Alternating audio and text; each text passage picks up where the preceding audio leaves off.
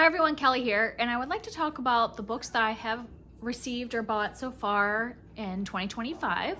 I have gone a little overboard, I think, because it's only April, so we're not even fully into the fourth month of the year, and I have a pretty big stack. So probably after this, I won't be purchasing for a while until I've read some of these.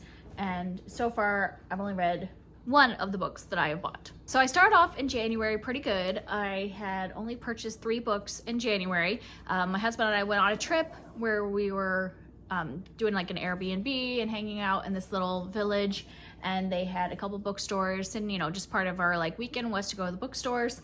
And I did end up buying 3 books. 2 were authors I had read before, and the third was a more local author to the Minnesota, Wisconsin area. So I thought that would be fun as I was visiting a little bookstore to buy somebody they had in their local section. So first of the ones I have read before, both of these are from Abby Jimenez. So I had read her three like books in the Part of Your World series recently, and I did not like Part of Your World, but I liked the other 2. And so I kind of wanted to go into her backlist. And so these actually both are from the same series. This was her first trilogy. I did not buy the first book because I've heard it has some tropes and some things happening in that book that are not something I enjoy. So I know like when they're companion series, you really can start anywhere, and I didn't want to like read another one I didn't like and kind of like get off of my Abby Jimenez enjoyment.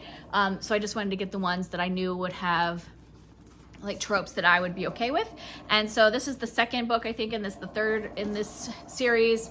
And this is the Happy Ever After playlist, which I think is has a dog as like a big thing. I think this girl like finds this dog and tries to find the owner, doesn't, and so she just decides that it's her dog, and then the owner comes back. He was out of the country, and so then I think it's like maybe like they're gonna try to share the dog or something, I don't know. So that is that one. And then we have Life's Too Short, which is the third of that series.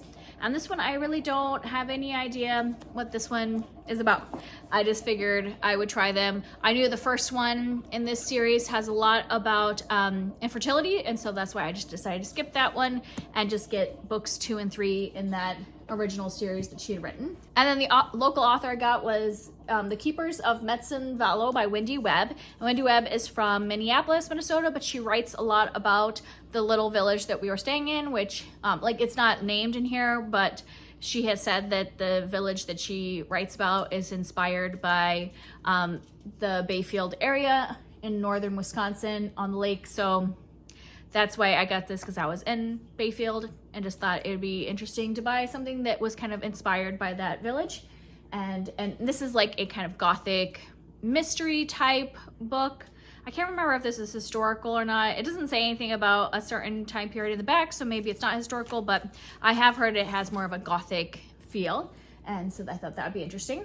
And then I got a few books for free. I went by a little free library and I saw Braving the Wilderness by Brene Brown, and I've been meaning to read some books by Brene Brown, so I picked that up since it was in a little free library. I was actually placing some books in there that I was getting rid of, and every time I'm putting books in, I'm always like, oh, is there anything in there that's worth it? Oftentimes there isn't, but saw this one and wanted it.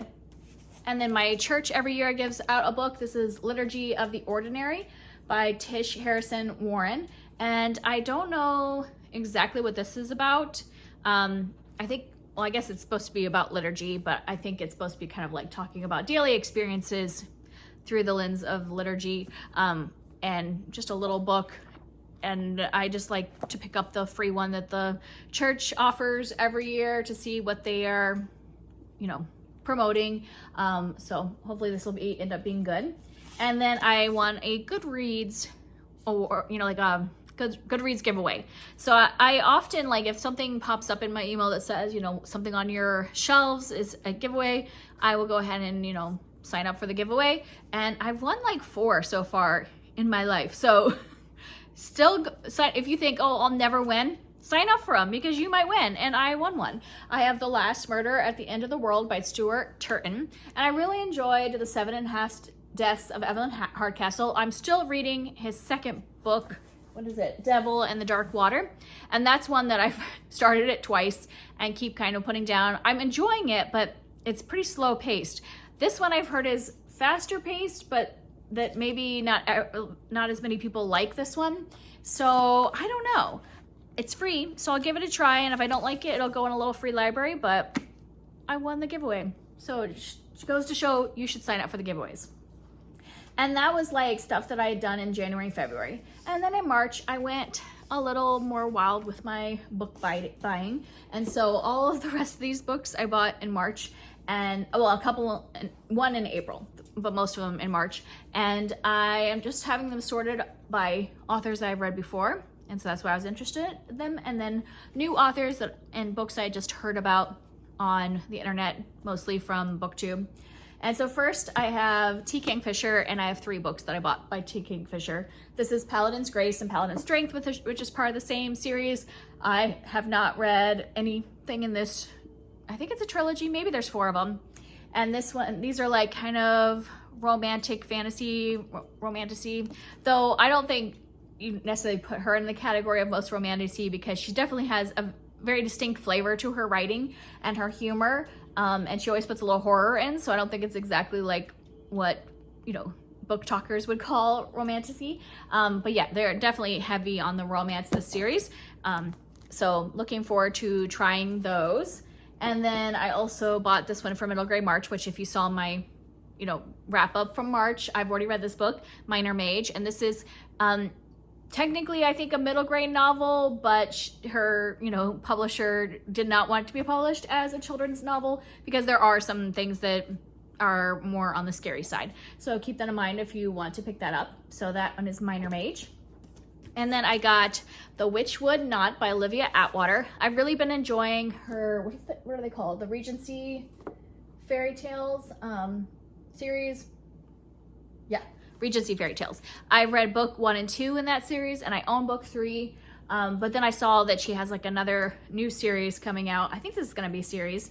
And this one I think is Victorian Fairy Tales. So she basically is taking their historical fiction and romance, but then also have fae in them. So I think this one would also probably have fairies in it. Yeah.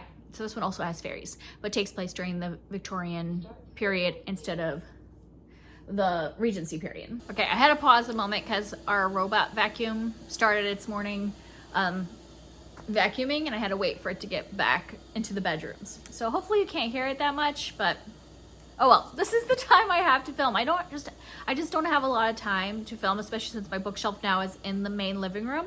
And so first thing in the morning after the kids are on the bus is kind of the time now that I have to film. But the robot vacuum starts at 8 a.m. So yeah, there's a lot of things going on. But let's continue. Another author I read before, I picked up Christina Lauren's The True Love Experiment. And this is actually a companion novel to another book, The Soulmate Equation. And I really liked The Soulmate Equation, and I liked this character. This was the best friend in that one.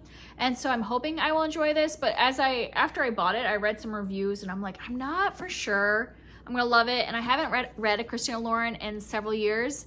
Actually, I think The Soulmate Equation was the last one I read, and it was probably like 3 years ago. And so we'll see if I end up enjoying this one, but I have it, and I'll give it a try.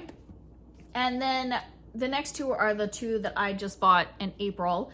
And one is like, probably a lot of people are buying this book right now. I bought Sunrise on the Reaping by Suzanne Collins, which is the new Hunger Games novel.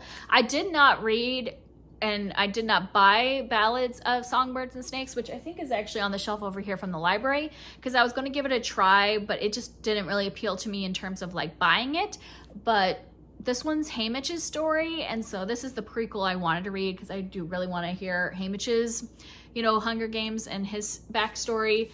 So I am excited to get to this, but I have decided to reread the original series and read Ballads of Songbirds and Snakes, or at least attempt it before I pick this one up. But I did purchase it at the beginning of April when it came out, or maybe it came out at the end of March, but whatever. I purchased it after it came out, and so I will get to that once I finish my rereading, which I was upset at first because the Hunger Games ones I have are all paperbacks, and I was like, oh, do I really want a hardcover?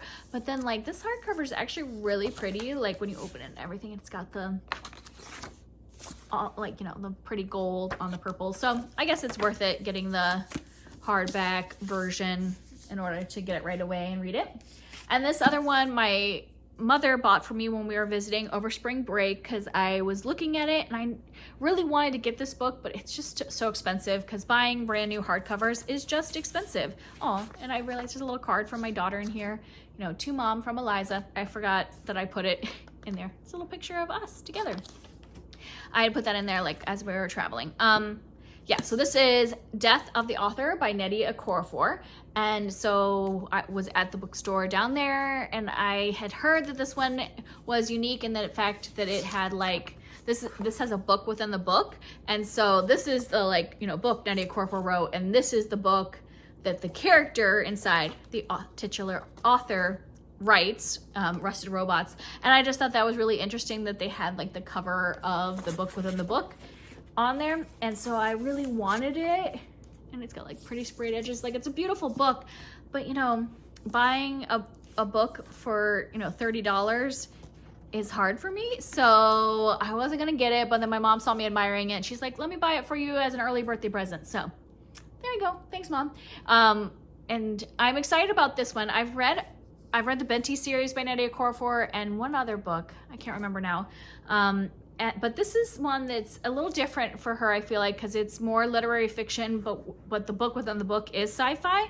So I don't, you know, normally I think she writes more sci-fi fantasy, but this one has a lot more literary fiction, and this was actually placed in the general fiction area of the bookstore. So I'm interested, and it's gotten mixed reviews, but I just really like Nnedi Okorafor's writing, so I think I will enjoy it, even if I don't like absolutely love it. So it's such a beautiful book.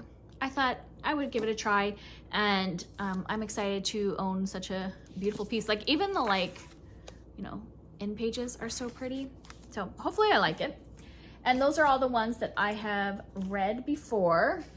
And then we have some books that just, you know, BookTube made me do it kind of books. Let me get myself some space over here next to me. So first I have The Tainted Cup by Robert Jackson Bennett. And for a long time, I've been wanting to pick up a Robert Jackson Bennett. Like, what was his last series? The Foundry Side series. I was tempted to pick that one up. I've heard that one was more like heisty type book. And so I was curious and almost picked that one up. But then I heard this one is like a murder mystery in a fantasy world.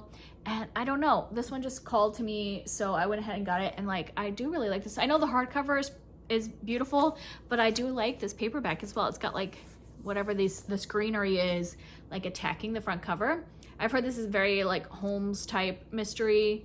So I'm interested in doing that, reading that at like kind of like a Holmes type fantasy book. And then this is one that's everywhere, and I wasn't gonna buy it while I was in hardback. I was gonna wait for the paperback, but then I was like, well, maybe I'll just buy it. And that is The Will of the Many by James Islington. And this was like everywhere last year, and a lot of people were reading it. Everybody was loving it, that I could tell. It's huge, so that's part of why I was like, well, maybe I don't want to pick it up. But the second book's coming out this year, and so I was like, well, I'll go ahead and get it.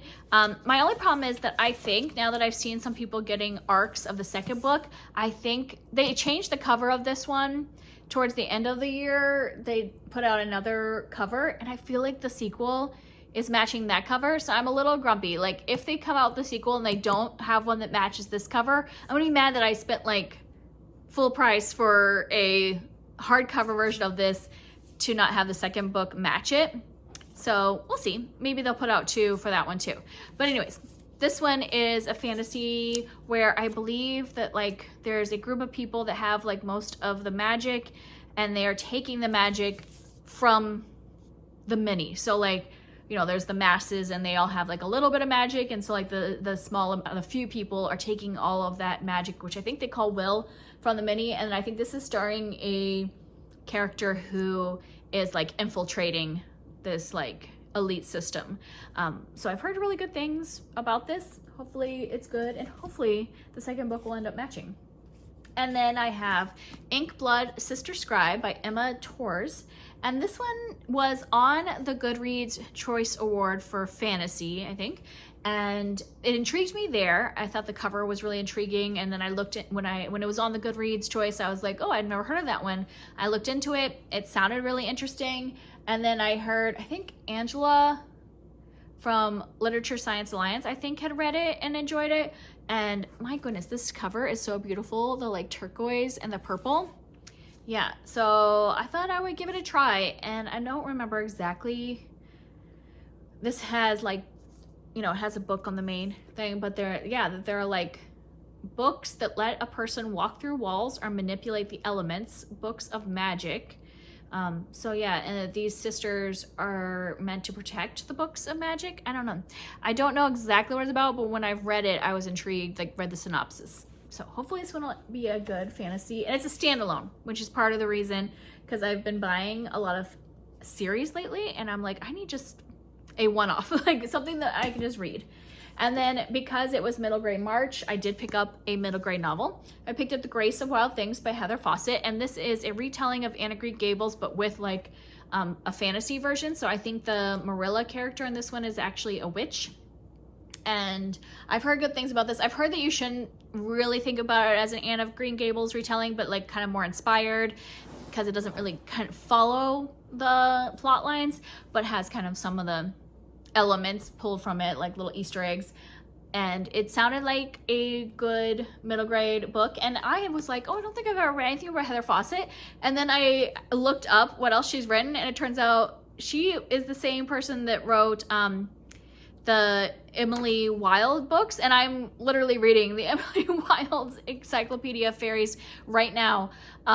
So I was like reading that book by Heather Fawcett when I purchased this, thinking I've never read anything by Heather Fawcett. So that was kind of random. So obviously Emily Wilde is an adult book by her, and this is a middle grade book. So I'm hoping, I'm liking Emily Wilde so far. So hopefully some of that charming kind of fairy world stuff will be in this one as well. And then another book I'm reading right now is Little Women. And so when I saw this like Little Women retelling, I decided to pick it up. I've heard mixed reviews about this, but I also think that when there's a retelling, there's often mixed reviews because people are just like really loving the original. If it's something they absolutely adore, they probably won't like the retelling because it's going to be different. Me, I'm kind of in the middle about Little Women. Like I said, I'm still reading it, but I'm like 3/4 of the way in the book, and I would not say it's going to be one of my favorite classics. Like, I enjoy the characters, but I'm just not like saying this is going to be like a top classic book for me. So I think I'm going to be open to interpretation in the retelling. And this one is retelling at the time of like 1942. So we are at like the beginning of the war. Yeah, because it says that the attack on Pearl Harbor has just happened. And so it's a different time period, but we are still following each of the 4 girls. And also each one is written by a different author. So there's a different author writing from each sister's perspective, and so I think that's interesting. So I don't know how they're going to do it in terms of what are going to be the similarities, but I'm open for it to be not like a perfect retelling. I think it could be really interesting, and some of these authors I've heard of before, and so give it a chance.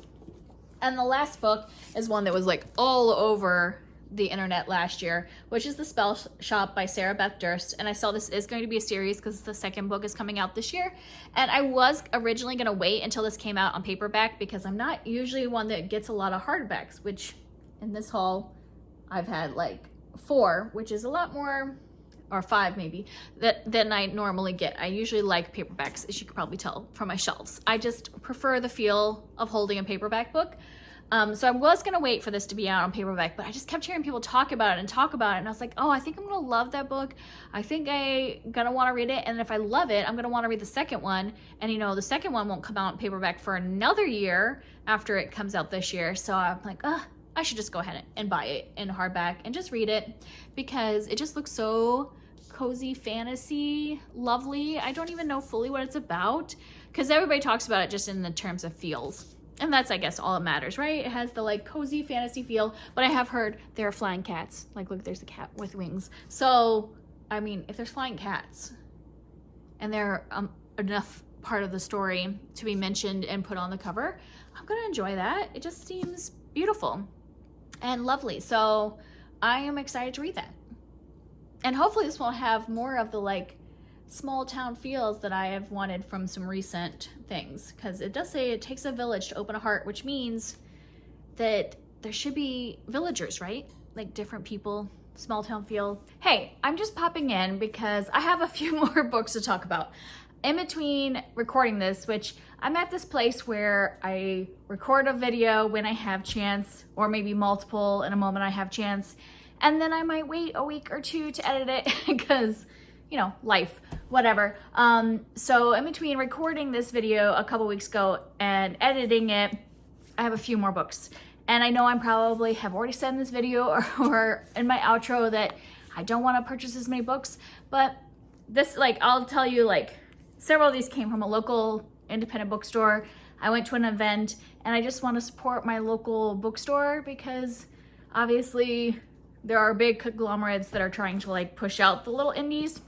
So at least like I got these from a local store. And then also I had one that I had bought back in January that I just forgot to put in this video. So let's talk about the one I forgot. So I had picked up back towards the beginning of the year Long Shadow by Olivia Atwater, which is the third book in this, what is it, Regency Fairy Tales series. The first two are now, why am I, Half a Soul and, what's the other one called? 10,000 Stitches. And I had read both of those. I think Half a Soul I read at the end of last year and then started off the year with 10,000 Stitches, and then I had bought the third one. I'm trying to like not buy a whole series at once, and I'm trying to like wait until I finish a book and then buy the next in the series. And so that's what I'd done with this series. As soon as I finished Half a Soul, I bought the next one. When I finished 10,000 Stitches, I bought this one. And that's why I just forgot to put it in that video, because it wasn't like part of a big book order or anything. It was just like, okay, I finished this book, pick up the next one in the series. And now the reason I got some books recently is that I went to a book release party for Great Big Beautiful Life by Emily Henry. My local indie bookstore does this thing. Emily Henry wasn't at the event. It's just like a way to celebrate having a new Emily Henry book for fans. And so they just hosted a little event with, you know, cocktails and snacks and trivia about Emily Henry books, and time for people that like her books to just get together and chat. So I went to this event, and as part of like paying for the event, you get the signed copy of the book. And then the publisher was helping put on this event. So we got like a bookmark with all of Emily Henry's books on it, and stickers, and like a lapel pen and whatever. So I got a bunch of little like swag. We could have like won other swag. I did not win other swag, but I did get this book. And then since it was at the indie bookstore, I was like, I'm gonna buy a couple more things to support my indie bookstore. And because Independent Bookstore Day is actually this Saturday, the 26th, and I know I won't be able to go to the bookstore that day, so it's like I am like supporting them for Independent Bookstore Day just earlier in the week.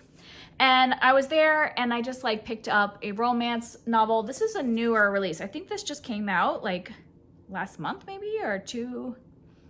Yeah, it says copyright 2025, February. Okay, so this came out in February. I haven't really heard anybody talk about it. I was just kind of looking at the romance shelf. This looked cute. It's like between, it says it's a radio show host and a hopeless romantic, Sleepless in Seattle inspired. Hopefully it's not like Sleepless in Seattle where the person is, like the main character is basically like emotionally cheating on her fiance the whole time. So hopefully it's not inspired like that. But it looks cute. And I think this is the author that wrote all the like, what are those called? The like Love Light Farms. I haven't read that series, but they look really cute. I've heard people say good things about it. And so I just wanted to pick this one up. It sounded like a cute topic. I like it when it's like a radio or some kind of person that's like anonymously talking to someone and then meets. So it's kind of like letter writing, but with a radio show. So I think that's interesting. And then I also picked up Under the Same Stars by Libba Bray. And this is also, I think, a 2025 release. And this is just like one of those that is absolutely beautiful. I saw this sitting on the shelf with the like wood sprayed edges. And I was like, what's this book? And it's got like pretty end pages, and the like naked hardcover is like beautiful. And so, you know, I fell prey to the pretty book, but I've also read like the Diviner series by Libba Bray. So I was like, maybe I'll like this one. And this is like a combination of historical fiction and mystery novel. From what I can tell, it's taking place in like 3 different timelines, 2020, 1980, and 1939.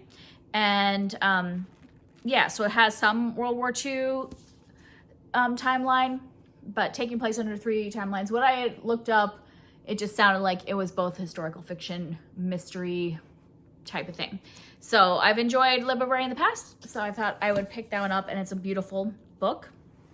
And then the last one, before I go back to my past self to close this out, is I bought Emily Wilde's Map of the Other Lands by Heather Fawcett. And this is just like I said with Long Shadow, is that I didn't buy this whole series, even though the 3rd one just came out. I just like finished the first Emily Wilde book like 2 weeks ago, and then the next day I went on Blackwell's and bought it. I buy these from Blackwell's in the UK because I like the UK covers better than I like the United States covers. So I just ordered it after I finished the first book. And then I'm assuming that once I finish this one, I'll buy the 3rd one. So I am like making some decisions about like not just being like, oh, I'm gonna buy this entire series that I don't know if I'll ever finish, like I've done with so many others that I have like a whole series that I haven't read. I'm just buying one at a time as I read them. So that's it. Those are all the books that I've purchased. Some of them came for free, as I was talking about, but yeah, a lot of books that I have purchased so far this year. Like I said, I'm gonna take a little break from buying books for a while I read some of these. I would like to, I know like this year, my 25 books I'm gonna read in 2025 were all the books I bought last year. And I would like to be actually reading the books as they come in. So like in addition to reading those 25 books in 2025, I would also like to put these as priorities this year and get a lot read so that when I get to the end of the year, I don't have like a huge stack of books that I bought this year and haven't read. So we'll see if that can happen. And that's it for me. If you have read any of these books, let me know. See which ones that you say are amazing and that I should pick up right away. And I will see you next time. Bye.